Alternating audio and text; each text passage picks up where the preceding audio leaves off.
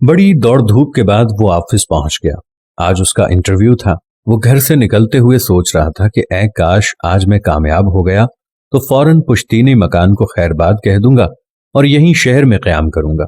अम्मी और अब्बू की रोजाना की मगजमारी से जान छुड़ा लूंगा। सुबह जागने से लेकर रात को सोने तक होने वाली मगजमारी से उकता गया हूँ, बेजार हो गया हूँ।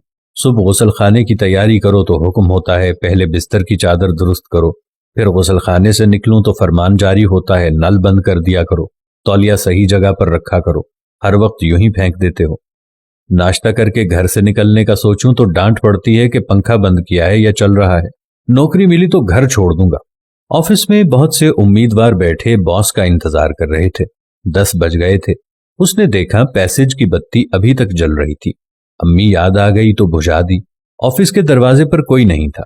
बाजू में रखे वाटर कूलर से पानी रिस रहा था, उसको बंद कर दिया। वालिद साहब की याद आ गई।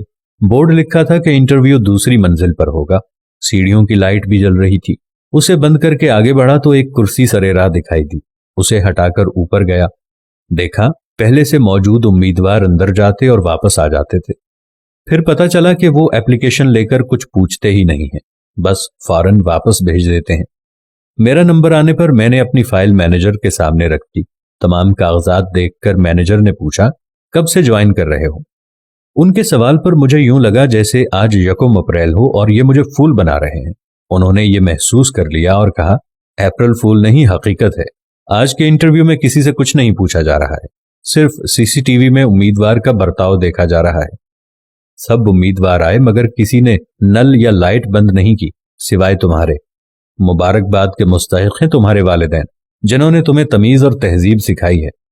जिस शख्स के पास सेल्फ डिसिप्लिन नहीं है वो चाहे जितना होशियार और चालाक हो, मैनेजमेंट और जिंदगी की दौड़ में पूरी तरह कामयाब नहीं हो सकता। ये सब हो जाने के बाद मैंने पूरी तरह तय कर लिया कि घर पहुंचते ही अम्मी और अब्बू से माफी मांगूंगा और उन्हें बताऊंगा कि छोटी छोटी बातों पर रोकने और टोकने की बातों ने मुझे जो सबक पढ़ाया है उनके मद्दे मुकाबिल मेरी डिग्री की कोई अहमियत नहीं। जिंदगी के सफर में तालीम ही नहीं, तहजीब का अपना मकाम है।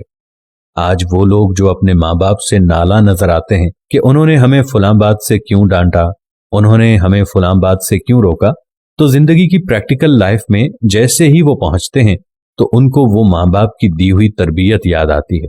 क्योंकि प्रैक्टिकल लाइफ में, जिंदगी की दौड़ धूप में सिर्फ वही लोग कामयाब होते हैं जिन्होंने बचपन में तहजीब सीखी होती है, जिन्होंने तमीज सीखी होती है। जैसा कि उस ऑफिस में मैनेजमेंट ने पढ़ाई पर नजर नहीं डाली, किसी की कोई काबिलियत पर नजर नहीं डाली गई। आपको, हम सबको ये चाहिए कि माँ बाप की इज्जत करें, उनके सलीके और तहजीब से सिखाई हुई दुनिया को आराम और तहजीब से सीखते जाएं।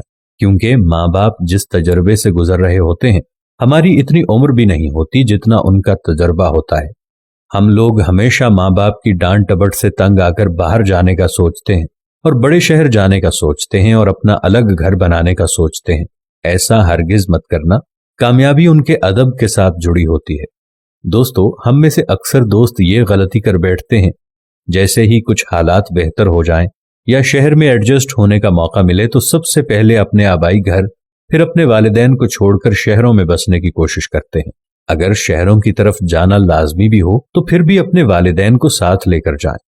अल्लाह से दुआ है जिनके वालिदैन हयात हैं, अल्लाह उन्हें सेहत और तंदुरुस्ती वाली जिंदगी अता फरमाए, और जिनके वालिदैन इस दुनिया फानी को छोड़कर चले गए हैं उनकी बख्शिश फरमाए। आमीन सुम्मा आमीन। उम्मीद करते हैं हमारी आज की वीडियो भी आपको जरूर पसंद आई होगी और सदका जारिया समझते हुए आप इसे अपने दोस्तों और रिश्तेदारों के साथ भी जरूर शेयर कीजिएगा ताकि इस्लाह का ये सिलसिला हमेशा जारी रहे। जज़ाकल्लाह।